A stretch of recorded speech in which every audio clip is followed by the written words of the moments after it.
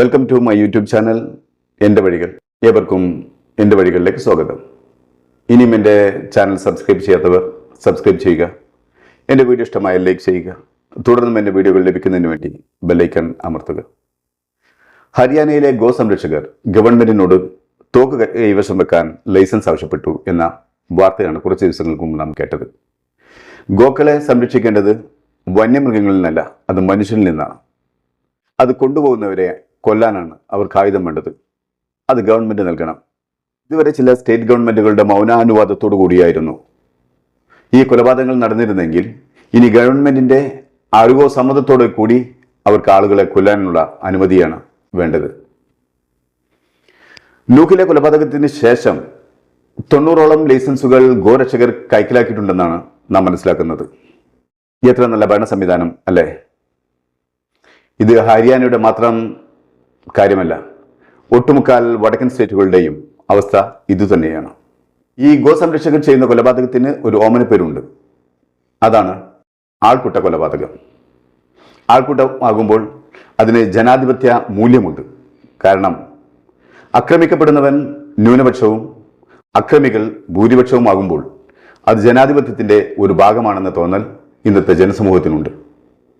ഭൂരിപക്ഷങ്ങളുടെ ഇഷ്ടത്തിന് വിധേയരായിക്കൊണ്ട് ന്യൂനപക്ഷങ്ങൾ ജീവിക്കുക എന്ന പുതിയ ജനാധിപത്യ സംവിധാനം കുറെ കാലങ്ങൾക്ക് മുമ്പ് തന്നെ ഇന്ത്യയിലെ ചില സംസ്ഥാനങ്ങളിൽ ഗോ സംരക്ഷണം വിഷയമാക്കി വന്നിരുന്നെങ്കിലും അത് കൂടുതൽ ശക്തിയാർജിക്കാൻ തുടങ്ങിയതും അതിന്റെ പേരിൽ ആൾക്കൂട്ട കൊലപാതകങ്ങൾ കൂടുതൽ നടക്കാൻ തുടങ്ങിയതും നരേന്ദ്രമോദി അധികാരത്തിൽ വന്നതിന് ശേഷമാണ്.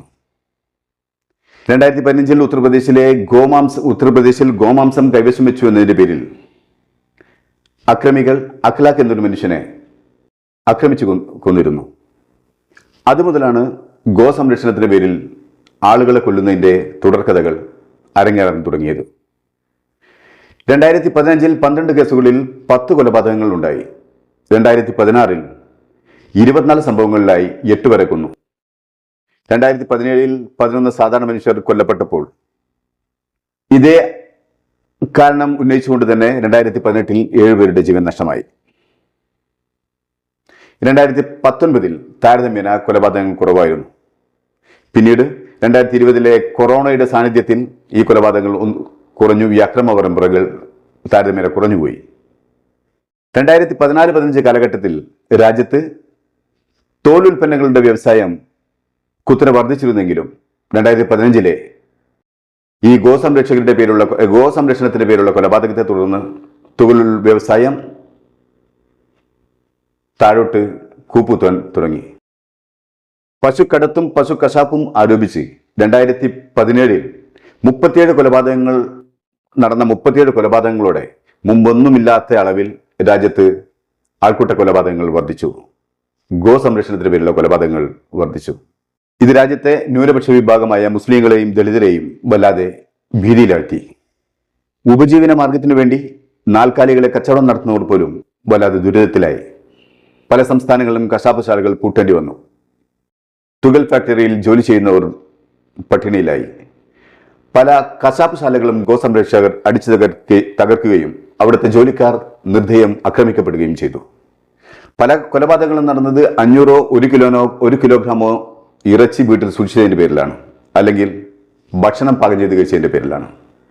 ഗോ സംരക്ഷണം എന്നതിന്റെ പേരിൽ രാജ്യത്ത് ഏതു തരം നാൽക്കാലികളെ വിൽപ്പിക്കുന്നവരും എരുമയായാലും പോത്തായാലും കാളയായാലും പശുവായാലും എന്തിനെ വിൽക്കുന്നവനായാലും എന്തിന്റെ ഇറച്ചി ഭക്ഷിക്കുന്നവനായാലും കൊല ചെയ്യപ്പെടുകയോ ആക്രമിക്കപ്പെടുകയോ ചെയ്യേണ്ട എന്ന അവസ്ഥ രാജ്യത്തുണ്ടായി. ഹിന്ദുമതത്തിലെ ഒരു ആരാധനാപാത്രമാണ് ഗോമാതാവ്. അതുകൊണ്ടാണ് ഗോമാതാവിനെ സംരക്ഷിക്കുക എന്നതിലേക്ക് ഒരു വിഭാഗം ഹിന്ദുക്കൾ കടന്നു വന്നത്, പ്രത്യേകിച്ച് വടക്കൻ സംസ്ഥാനങ്ങളിൽ. എന്നാൽ പ്രകൃതിയെ തന്നെയും ദൈവമായി കാണുന്ന ഹിന്ദുമതത്തിൽ സകല ചരാചരങ്ങളും ദൈവത്തിന്റെ പ്രതീകങ്ങളാണ്. ഭഗവാൻ സുബ്രഹ്മണ്യന്റെ വാഹനമാണ് മയിൽ. കടുവയും പുലിയുമെല്ലാം ദുർഗാദേവിയുടെ വാഹനമായിരുന്നു. എലി ഗണപതിയുടെ വാഹനമാണ്. ഇതിനു പുറമെ മഹാവിഷ്ണുവിന്റെ 10 അവതാരങ്ങളിൽ 3 അവതാരങ്ങൾ പൂർണ്ണമായും മനുഷ്യന്റെ ജീവിതവുമായി ബന്ധപ്പെട്ട് മനുഷ്യന്റെ ജീവിതത്തിൽ മനുഷ്യന്റെ നിത്യോപയോഗ വസ്തുവായി ഉപയോഗിക്കുന്നവയായിരുന്നു. അതിലൊന്നാണ് മത്സ്യം ഏത് രാജ്യത്തെയും മനുഷ്യർ ഉപയോഗിക്കുന്ന ഒരു കടൽ ജീവിയാണ് മത്സ്യം. എന്നാൽ മത്സ്യത്തെ എല്ലാവരും ഭക്ഷിക്കുന്നുണ്ട്. ഏത് മത്സ്യമാണെന്ന് അറിയാത്തത് കൊണ്ടായിരിക്കാം ഒരുപക്ഷെ മത്സ്യം ഭക്ഷിക്കുന്നവരെ ഇതുവരെ ആരും ആക്രമിച്ചതായി കണ്ടില്ല. പക്ഷേ ഈ അടുത്ത കാലത്ത് ഏതൊരു സംസ്ഥാനത്ത് ഒരു പറ്റം ആളുകൾ മത്സ്യക്കച്ചവടക്കാരെ ആക്രമിക്കുകയും അവരുടെ മത്സ്യ മാർക്കറ്റുകൾ പൊളിച്ചുകളയുകയും ചെയ്തിരുന്നു. ദശാവതാരങ്ങളിൽ രണ്ടാമത്തതാണ് കൂർമാവതാരം. നമ്മുടെ നാട്ടിൽ ആമയെ തിന്നുന്ന പല ജനങ്ങളുമുണ്ട്. എന്നാൽ അവരാരും ഇതുവരെ ആമയെ തിന്നതിൻ്റെ പേരിൽ ആക്രമിക്കപ്പെട്ടിട്ടില്ല. മൂന്നാമത്തെ അവതാരമാണ് വരാഹം. വരാഹം എന്നത് പന്നിയാണെന്നാണ് ഞാൻ മനസ്സിലാക്കുന്നത്. ഇന്ത്യയിലെ നല്ലൊരു വിഭാഗം ജനങ്ങളും പന്നിയെ കശാപ്പ് ചെയ്ത് ഭക്ഷണമാക്കി കഴിക്കുന്നുണ്ട്. പന്നിയെ വളർത്തുകയും പന്നിയെ വിൽക്കുകയും ചെയ്യുന്നുണ്ട്. പക്ഷേ അവരെ ആരും ഇതുവരെ ആക്രമിക്കപ്പെടുകയോ കൊല്ലപ്പെടുകയോ ചെയ്തതായി നാം കണ്ടിട്ടില്ല. നാലാമത്തെ അവതാരം നരസിംഹ അവതാരമാണ്.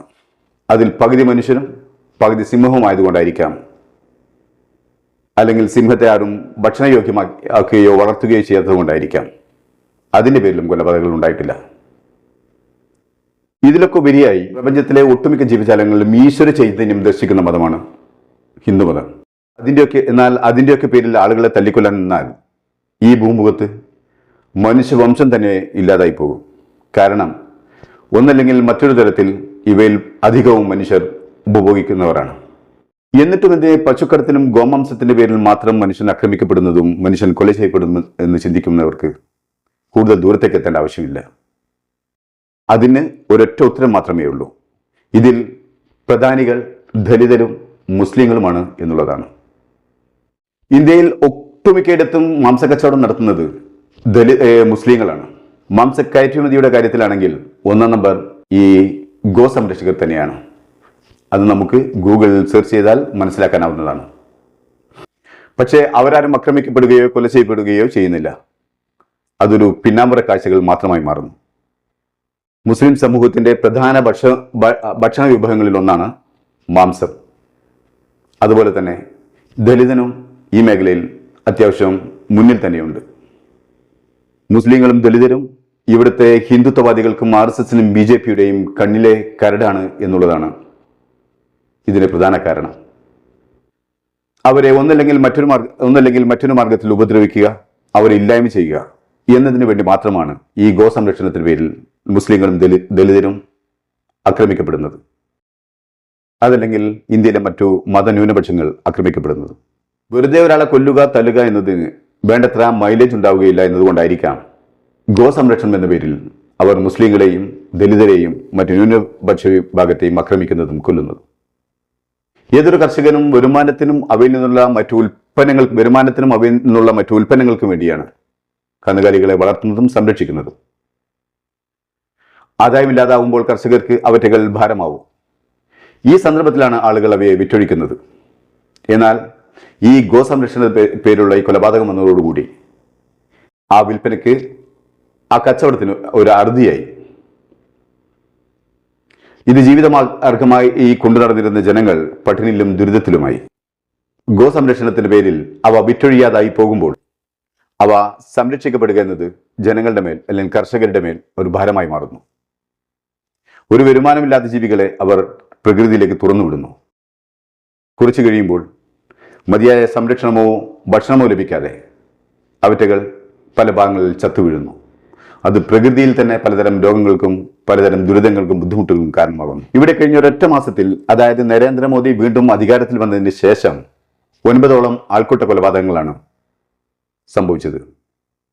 ഇതിൽ കൊല്ലപ്പെട്ട 8 പേരും മുസ്ലിങ്ങളും, ഒരു ക്രിസ്ത്യൻ യുവതിയുമായിരുന്നു. ഈ കൊലപാതകങ്ങളും അക്രമങ്ങളും വീണ്ടും സടകുടഞ്ഞ് എഴുന്നേൽക്കുന്നതിന് ചില പ്രത്യേക കാരണങ്ങൾ കൂടിയുണ്ട്.